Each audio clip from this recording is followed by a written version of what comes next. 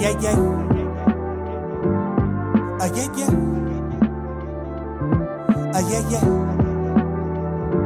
You know all my struggles. You know what? All right, so I got to ask you, growing up, who were some of your favorite players? My favorite player, starting at the top, was King Griffey Jr. Partly because he had his own video game, so he could play as himself. Like, that's just cool. He had shoes, wore his hat backwards. He's the reason why I swung a black baseball bat, because of him.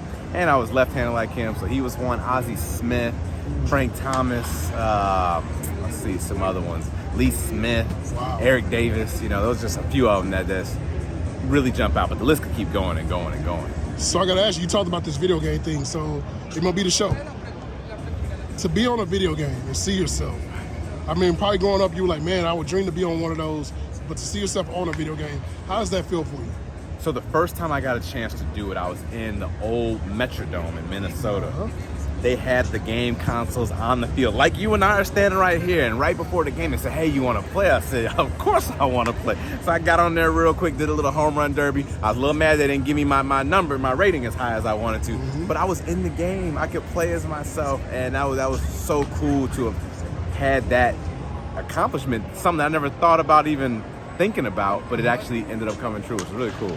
I love it, I love it. So if you did the Mt Rushmore for outfielders, put 4 on the mountaintop, who would be your 4? This is all time? All time. All What right. you can do today, all time, mix it all together. So starting, number 1 is going to be Ricky Henderson. Oh, yes. 2 is going to be Griffey. Okay, like that. 3, I'm going to put... I didn't see him play, but when I look at his numbers and realize he missed 2 years because of the military, Willie Mays. Oh, of course. Got to put him on 660 home runs and missed 2 years. So I got 3, and then 4. Oh, I forget this one. You got to slap me in the face with this one. Bonds. Number 25. I was going to let you slide. Yeah, I forgot that one. You know, back-to-back MVPs, and that's the my numbers 4. are crazy. Those are my 4 I'm putting on there. I love it, I love it. So Jackie Robinson Day, man, it means a lot. And of course, you're part of the Players Alliance, and always doing great things within the community. Can you talk about what it means to be black in baseball? Because me as a media member, a person that actually grew up in baseball, it's always great to see, you know, other black people as well out there of color, of our color out there. So how's it for you? Well, Jackie Robinson Day means so much more to the game than just the game itself. You know, this is somebody that not only broke the color barrier for black players, but for players from all ethnicities across the world. That's why the teams are so diversely put together right now. And when you get a chance to see individuals such as ourselves that look like each other, it makes it exciting. Go, wow, there's somebody that's doing media, there's somebody that's doing commentary, there's somebody that's coaching, there's somebody that's playing. I can strive to be that.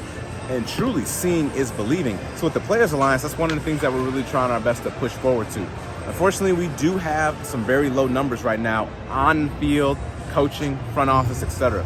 But through the Players Alliance, with our owner committee, with our executive committee, we've been talking to them, we've been trying to just throw the ideas and come up with solutions, such as today, the reason why we're here in Houston, our Equip the Future, bringing 75 kids from the Houston area, not just all black kids, boys and girls, getting a chance to talk to players that have been in their position, providing them with equipment, making sure that that's not the reason that they don't get a chance to play, and continuing to keep pushing them moving forward are just some of the many things that we're trying to do to help get to what Jackie's dream was, diversity and inclusion for all. I love it, love it. 2 more questions. So, WBC, I'm pretty sure you as a former player, even now as a fan, have watched the game. To see what Trout and OHTANI did, it was almost like a baseball movie. And a lot of people say that was the moment that I think the world got a chance to see baseball at its pinnacle. How did you feel about that WBC moment, man, with those 2? It was exciting, and it was full of energy and intensity and anticipation. It was what you were hoping to see have happen. And now you got to build from it. I think they're going to do it again in 3 years, and we got to continue to keep it hype. Let's open it up to more countries that are playing it. Now, I've seen that they're starting to do baseball in Poland, baseball in Bhutan, baseball in other parts of the world. Not saying they can compete on that stage, but if we open it up, this could be the truly world sport if you get a chance to get everybody an opportunity to play it. And it's accessible. One of the things I've always talked about when I promoted the game was you don't have to be the tallest, you don't have to be the biggest, you don't have to be the strongest or the fastest to be successful at this game. I love it, love it. This is a 2-part question. So let's say we had a song called Curtis Granderson. We can have any artist that allowed to do your walk-up song. Yes. And it's named after you.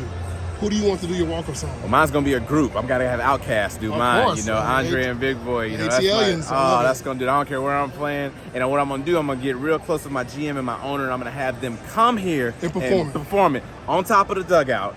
every time I come out to bat. And I'm going to bring that wrestling theme to it. I'm going to have the flames going up at the dugout when I come up. Every time, I don't care what the score is. We could be up 10, down 10, but the sparks are going to fly, and then Andre's going to get on, and Big Boy's going to get on, and I'm going to go up there and hopefully try to get a hit. I love it. So, last question. So, Curtis Granderson had to put together the perfect outfield. And, of course, you're in that outfield. You need 2 more guys out there with you all time. Who's going to be up there in the outfield with you? Wow, we going defensively primarily? Oh, just everything, man. Like, they got to be a hit, too. They got to be it? Wow. Yeah. So, you know, I was fortunate to get a chance to play with some really good ones. Yeah. I loved having Ichiro out there, but I caught him late. Yeah. I would have loved to seen Ichiro early as a teammate. You know, I got a chance to play with him. This is how crazy this individual was. I had a guaranteed double, and I stopped because I was afraid of the arm I saw growing up, and that's Vlad Guerrero. I would have been safe with no problem, but I was like, okay, I know he can throw really good. I'm just going to stop it first and make this a good thing. I love it. Well, Mr. Grass, I appreciate your time. Always been a pleasure to speak to you, man. You have a great day, man. Thank you very much. Yeah, yeah.